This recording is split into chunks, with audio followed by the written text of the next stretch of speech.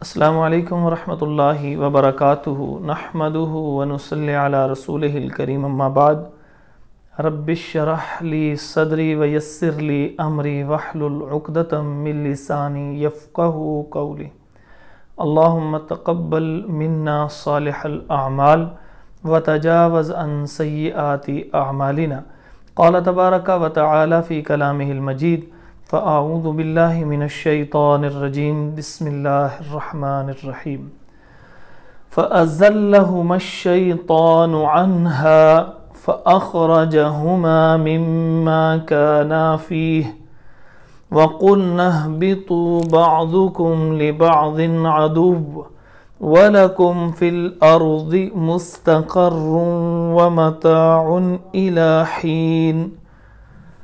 ہوا یہ کہ اللہ تعالیٰ نے منع کیا تھا کہ ایک درخت کے قریب نہیں جانا، آپ جہاں پہ رہیں اپنی مرضی سے کھائیں پئیں اور اپنی مرضی سے رہیں، آدم علیہ السلام کو اور ان کی بیوی حوا علیہ السلام کو۔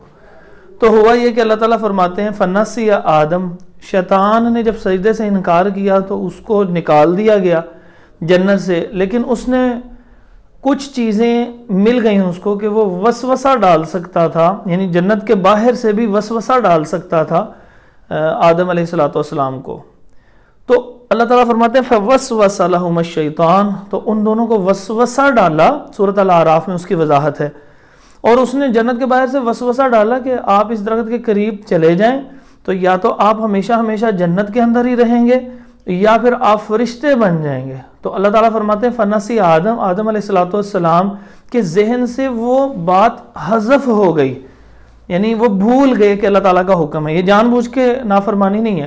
فغوا کے لفظ بھی ہیں، لیکن یہاں پہ فغوا کے لفظ کی وضاحت فنسیہ نے کر دیا ہے کہ اللہ تعالیٰ خود ہی فرما رہے ہیں کہ یہ جو ہے ہوئی تو اللہ تعالیٰ کی نافرمانی ہے، تو نافرمانی تو آدم علیہ السلام سے ہوئی، اس لیے فرمایا فغوا، تو انہوں نے نافرمانی کی، لیکن وہ کس طرح ہوئی اس کا سبب اللہ نے دوسری جگہ فرما دیا کہ فنسی آدم علیہ السلام نے جان بوجھ کے نافرمانی نہیں کی کہ میں اللہ کا حکم نہیں مانوں گا، بلکہ ان کے ذہن سے یہ خیال جو اللہ تعالیٰ کا حکم تھا وہ ذہن سے نکل گیا، بھول گئے۔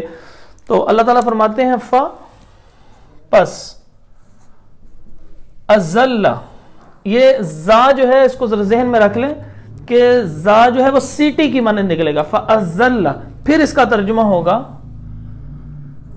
پھسلا دیا،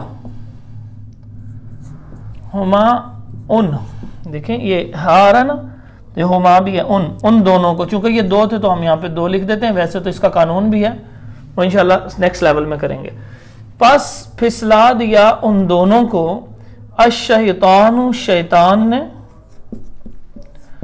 انہا، ان سے، یہ دیکھیں ان کا ترجمہ ہے سے اور ہا کا ترجمہ ہے اس، یعنی اس درخت کے حوالے سے جو ہے وہ پھسلا دیا، اس حکم کو بھلوا دیا وسوسہ ڈال کے۔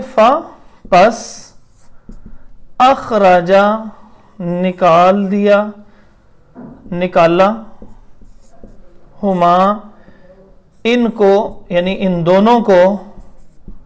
تو یہ دونوں کا ترجمہ میں نے آپ کو بار بار عرض کر رہا ہوں کہ انشاءاللہ نیکسٹ لیول کے اندر اس کی مزید اس کی تھوڑی سی وضاحتیں آ جائیں گی کہ کہاں اس میں ایک کا ہے، اس دو کا ہے، تو انشاءاللہ۔ مما پہلے گزر چکا ہے، یہ ہے من اور ما سے ملا ہوا، تو من کا ترجمہ ہوتا ہے سے اور ما کا ہوتا ہے جو، اس میں سے جو، کانا تھے، فی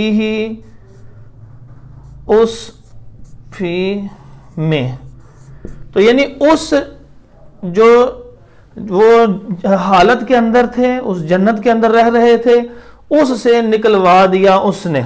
کس طرح نکلوا دی؟ جب اللہ تعالیٰ کی نافرمانی کی تو اللہ رب العزت نے حکم دیا کہ یہاں سے نکل جاؤ، اور یہ حکم یہاں پہ آ رہا ہے واو، اور کل کہا نہ ہم، یعنی ہم نے کہا، اللہ تعالیٰ فرماتے ہیں اہبطوا، نکل جاؤ، یہ نیا لفظ ہے آپ کو یاد کرنا پڑے گا، اہبطوا، نکل جاؤ۔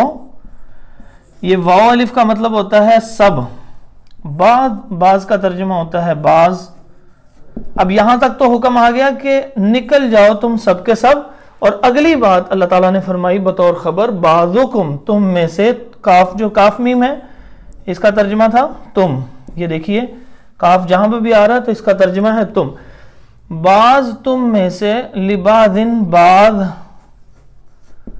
لام آ گیا تو لام کا ترجمہ ہے لیے، تم میں سے بعض بعض کے لیے. دیکھیں دوبارہ ترجمہ سوچئے، تم میں سے بعض بعض کے لیے، عدوٌ دشمن ہوں گے. عدو دشمن کو کہتے ہیں، اردو کے اندر بھی عدوان کا لفظ استعمال ہوتا ہے تو یہ دشمن کے معنی میں ہوتا ہے.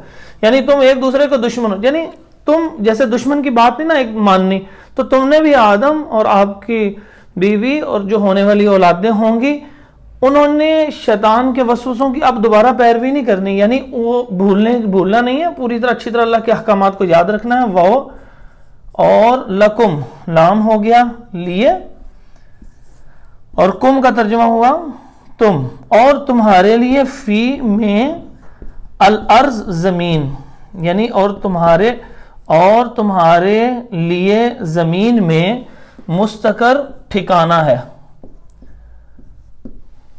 قرار یعنی قرار کی جگہ نا، جائے قرار، قرار سے کر لیں مستقر قرار یعنی ٹھہرنا. جہاں پہ قرار آتا ہے تو وہی ٹھہرتے ہیں، تو وہی ٹھکانہ ہوتا ہے. تمہارے لیے ٹھکانہ ہے زمین میں، اور متاعن سامان ہے.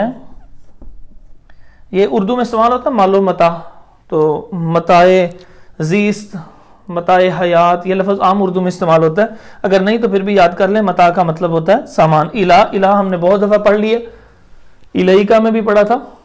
تو الہ طرف، تو یہاں پہ بمانا تک. حین وقت، ایک خاص وقت تک کے لیے سامان ہے. یعنی اس میں بہت ساری خبریں ہیں کہ ایک تو یہ شیطان تمہارا دشمن رہے گا، اس کی بات نہیں ماننے، اور زمین میں تم نے اترنا، یعنی اب تمہیں جنت سے نکلوا دیا ہے اس نے نافرمانی کر کے.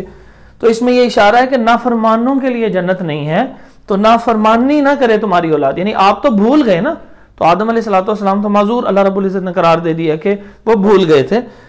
لیکن آپ کی اولاد جو ہے کو وہ شیطان کی روش پہ چلتے اگر رہے تو پھر وہ جنت سے کچھ دیر کے لیے ہی چاہے صحیح اس کو دور کیا جائے گا، اور اگر مستقل شرک کر دیا تو پھر مستقل ہی دور کر دیا جائے گا.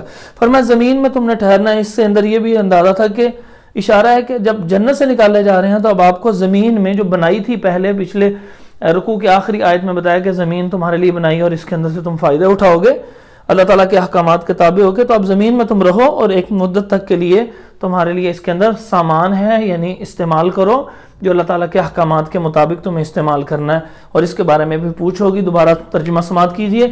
فاپس ازلہ، پھسلا دیا، ہما ان دونوں کو، شیطان نے، انہا اس سے، یعنی اس درخت والے حکم سے کہ اس کے قریب چلے گئے اور وہ بھول کے چلے گئے. پس نکلوا دیا ان دونوں کو اس میں سے جو وہ تھے اس میں، یعنی اس جنت کے اندر رہ رہے تھے، آسان سے کھا پی رہے تھے، وہاں سے نکلوا دیا.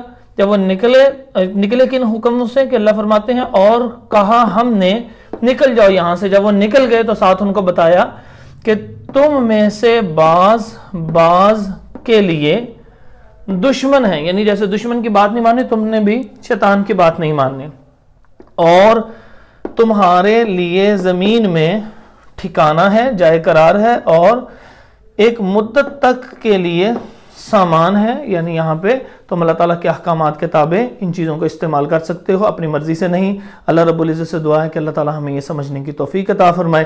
اقول قولی ھذا استغفر اللہ لی ولکم ولجمیع المسلمین.